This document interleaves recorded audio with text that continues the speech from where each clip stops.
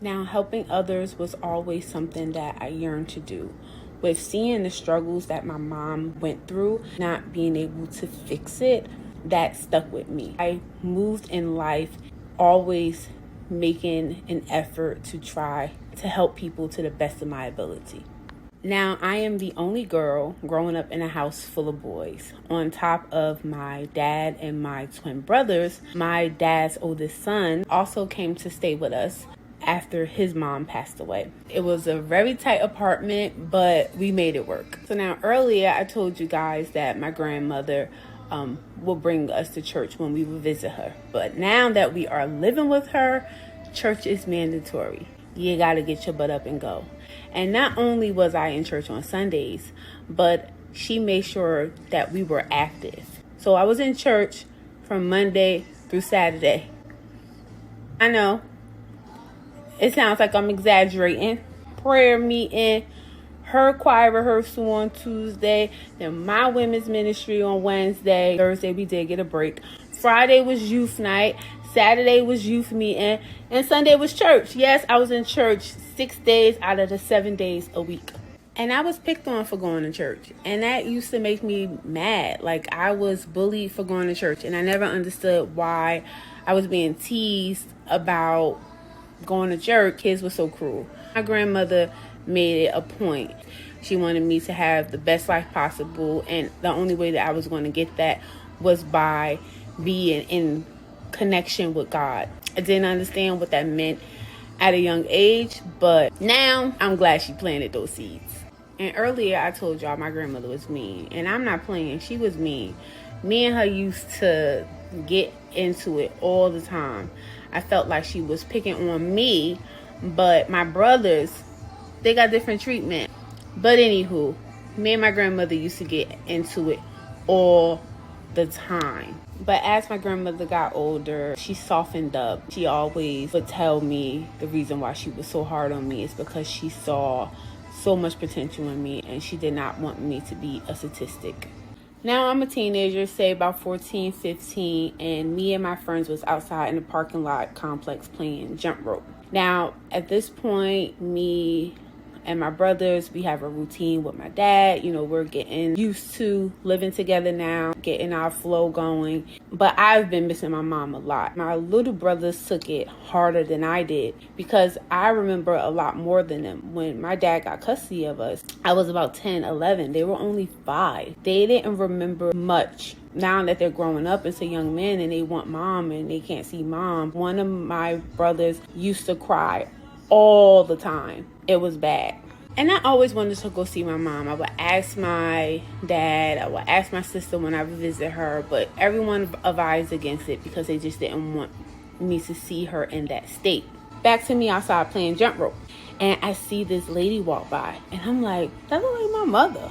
And I look and I'm like, oh my God, it's my mother. I'm staring her down, like in her face, and she walked right past me. And she didn't even recognize me. To see her walk past me and her not say anything, not acknowledge me, that broke my heart. And she didn't look like herself. Now, my mom is still using and my sister is still helping. My sister is still helping her. My sister is still looking out for her the best way she can. But addiction really had a hold on my mom. Now, that broke me down because I couldn't help. We have a routine as a family. Things are going pretty okay. My dad has a girlfriend. She has a daughter. We were building a life together. And you guys know how I react to changes. When things change, I'm not feeling it. Like, I need some type of warning, some type of preparation. Don't spring stuff on me. I do not like surprises. And I think this is why I don't like surprises. Because drastic changes freak me out. My dad now has a new girlfriend. And I was like, what happened? What happened to the other one? And my grandmother told me, stay out of grown folks' business. Nobody gave me no type of explanation or nothing. And I was annoyed. But then something happened. It was this emotion that was so familiar to me. Now I feel like someone else is trying to take my dad from me. We just got a routine going. We good. Hold the phone. So come to find out now, my dad actually told me what happened. The young lady broke up with him. My dad, was hurt because he felt like, what happened. We had something going on. But, he moved on. So my dad said he was very intentional about bringing people around, didn't want to be bringing different women in and out of our lives. This new woman that he is dating, now wife, he really cared about her. They had a lot of things in common. They both had children. They connected. But now he is a single man, all teenage kids. He felt like my stepmom coming into his life was right on time for him. For me, I wasn't feeling it. But she did not try to force to have a relationship with me. She was very pleasant. She really took her time getting to know me, wanted it to happen naturally and organically. So I really appreciated her for that. Now, all of the plans that me and my dad and my brothers made as a family, we have to adjust to this new family. Immediately, I go back into trying to find my space. How can I fit into this situation?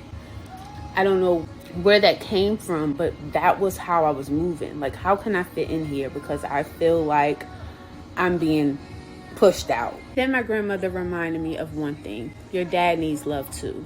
You need to give this relationship a chance. I decided to be a little more open to the situation, but in the same token, I felt like I was losing my voice. Now there's like another woman coming into the mix. Remember, the other woman I was already used to. Now I had to start all over with my dad. At least this is what I was telling myself. My dad had a very stern personality, so even when these feelings would come up and I would try to express them to him, I kind of felt like he wasn't really listening. He wasn't really trying to hear me out. You're a child. This is what's going on. Get with the program. It wasn't, okay, let's hear how you're feeling and let's talk about it as a family. It wasn't like that. So that made me feel uneasy. And I started to rebel. And I would get like this uneasy feeling. And I would start feeling like my dad would rather have a life without me. And I started to make permanent decisions off of temporary feelings. See, sometimes we're in situations where we may feel upset or sad or disappointed, and instead of speaking out loud about it, we hold it in and then we start making choices based on those feelings. But now that I'm a little wiser, I know that these feelings are just temporary, and there's always a time where we can bring the feeling to the forefront and speak about it, and it leads to a resolution. But back then, I was rebellious. I felt like old girl was trying to take my dad away, and I wasn't having it. I was not a bad child, but I was just acting out because I wanted attention. That's just real. I was acting out because I wanted my dad's attention. I would stay out late. I would join all types of organizations at school or at church just so I didn't have to stay home, because it was just like every time I had to stay home, he was going out on a date, or he was living his life. So I was like, I'm about to go live mine. And it was so hard for me to express myself. Now I'm in such a better place where I can articulate my emotions. But back then, when I was a kid, it was really hard to tell people how I was feeling or what I was feeling. It felt like I was dealing with 1,000 emotions at one time. I just couldn't pinpoint it. It was a lot. And then, y'all, I done got me a raggedy boyfriend. You could not tell me nothing. We gonna call him boyfriend A. It was from the neighborhood. It was a drug dealer. It was older than me. Gave me money. It made me feel like he was going to take care of me. Like I was on top of the world. You couldn't tell me nothing. Now, me and my older brother, my dad's oldest son, me and him were really close. We had like a tight relationship. And he warned me to stay away from guys like that. But did his little sister listen? No. Because this guy listened to me. He made me feel safe. Like I can tell him how I was feeling. He was very understanding. But that's what they do when they trying to get in your pants. And then I lost my virginity. And I was scared to death. Okay? I thought my father was going to kill me when he found out. But my stepmom went with me to the doctor. So the doctor was like, do you want your dad to step out and your stepmom to stay? And I was like, sure, okay. And basically told her that I lost my virginity. She talked to me, like, she made me feel safe about the situation, but she definitely warned me that sex was a big responsibility, and also that it would change you. And I'm like, no. And it did. Talking about sassy, now I got attitude, now I'm moody all the time, and now I really can't express all the emotions that are happening. It was a lot. But not only did I lose my virginity to boyfriend A was the biggest cheater I ever seen in life. And then I got hit with another big change. My brother was going to graduate high school and enroll into the Air Force. I was so mad because I felt like he was leaving me. Now somebody else is abandoning me. And I know that's not the intent because he was going off into the military. But as a child, I didn't see it that way. I saw he was leaving me. Like, you're leaving me into a house where all these things are changing around me. Like, now who I'm going to talk to, I don't do good with change, y'all. And to add insult to injury, boyfriend A got 2 girls pregnant. Here I am calling myself having my first boyfriend, and he out here just shooting up the city. Me being young, got my whole life ahead of me. The simple answer was to leave him. Stop messing with him. Nope. I went into fix-it mode. How can I fix this? What's wrong with him? What am I doing wrong that he want to go mess with other people and get other girls pregnant? You know, how can I be a support? Like, why at 16 is my mind going to fix other people's problems? That will soon spiral out of control. So now I'm preparing to graduate from high school. I graduated high school in 2004, and I wanted to go to a historically black college. I got accepted to North Carolina A&T. So excited. I was going to be an Aggie. And I grew up in a Baptist church, so that's all we heard. Go to a black college. Go to a black college. Go to a black college. So I was determined to go to a black college. Skirt. Dad was like, nope. You ain't going to North Carolina. Who you know down there? So since I couldn't go to North Carolina A&T, I applied to a state college.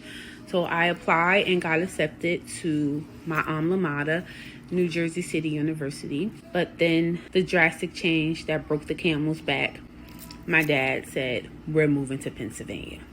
Now, hold up, sir. For context, my dad always wanted to move to Pennsylvania. He was always with that, want to be out there in the sticks, in the quiet area. Pennsylvania, you can always get like more land for your buck. So that was something he always wanted to do.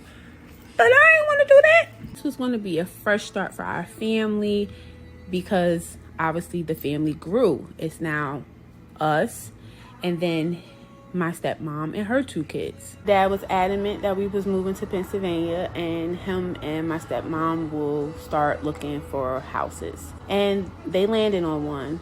When we went to visit it, before everything was set to close, I looked around the house, and everybody had their own room except me. I feel like I'm being pushed out. I feel like I don't belong. Well, living in that house was confirmation. My twin brothers, they shared the room. My stepmom's son had his own room. My stepsister had a room, but my dad wanted me to share with her temporary until he fixed something up for me. But I felt like I was an afterthought. Like, you thought about me last. I was hurt, but I kept the feelings inside. I didn't say anything. And then as we was almost preparing to leave, my mom came to visit. Had no idea where my mom came from. I haven't seen her in years, and she did not look like herself. I can see all the bones in her face. The drugs were slowly taking her away. My mom, said she just wanted to see me. She loved me. She wanted me to make sure I look after my brothers. And she told me to give Pennsylvania a chance.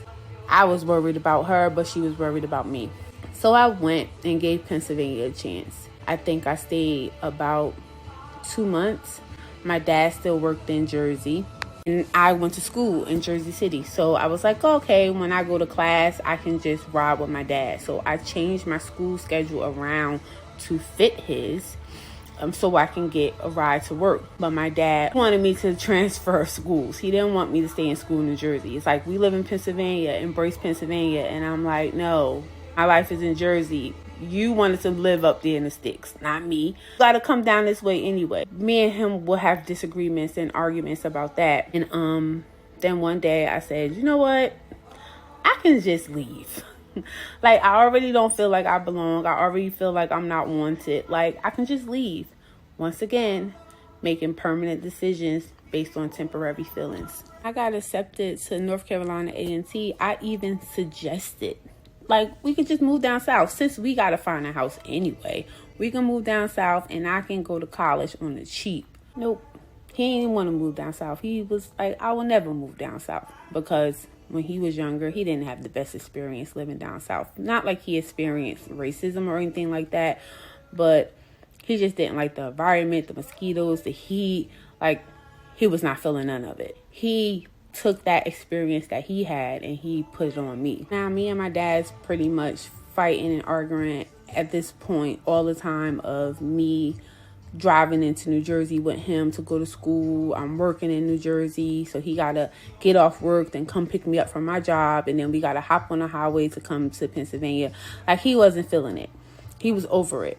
But I'm like, you wanted to move here. So our arguments turned into distance. It turned into me not even speaking to my dad, to us not communicating how we used to. The foundation that we built was just crumbling. And I said, I'll leave. And I packed my bags and I told my dad he can take me back to New Jersey. My dad would say I was being rational, I was being stubborn, I was being spoiled, I was only thinking about myself. And I felt like he was only thinking about himself when he decided to move us to the sticks. That was our battle. So when I packed my bags and told him to take me back to Jersey, he told me, I'm not worried. You'll be back. You'll come crawling back. Like, he said it real stern and like arrogant. Like, and I said, I'll show you better than I could tell you. I said, as long as I breathe, I will never ask you for another thing. And I left my dad's house when I was 18 years old. And that put the dent in our relationship. And I would go on to live my life and not speak to my dad for years. Like, for my dad, it was to provide a better experience for my family. For me, I felt like I was being shut out, I was being left out, and I was being rejected. I couldn't speak my piece. And it was really frustrating because, like I told you guys, not to make permanent decisions off of temporary feelings. My permanent decision was to leave home, never contact my dad, never reach out for him. So in life, when I needed him, I was stand 10 toes down for myself and figure it out. So now, the one that always wants to fix everybody has now picked up something else. Now I have to prove to everyone that I'm okay, because inside, I don't want to show people that I failed, because my dad, the voice that rings in my head, is that you're going to come crawling back. So I made it my mission not to ever crawl back. 2028, the housing market crashed, and my dad was able to sell a house. My stepmom's grandfather got sick, so they relocated to Georgia, and that's where they've been ever since.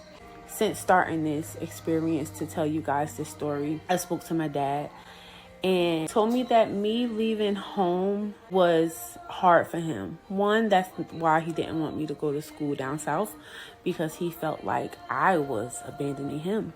It started with my mom and her not getting clean. He felt like she gave up on their family. And then with me, his baby girl has this chance where he can try to make it right with his kids. And now I'm trying to get away from him. That's how he felt. So that's why I said him calling me on that random day, I knew that was God, because for a long time I've been angry, I've been resentful, I've been living my life trying to prove to my dad that I can do this on my own. So for him to tell me how my choices made him feel, I never known that, but it was something that I needed to hear.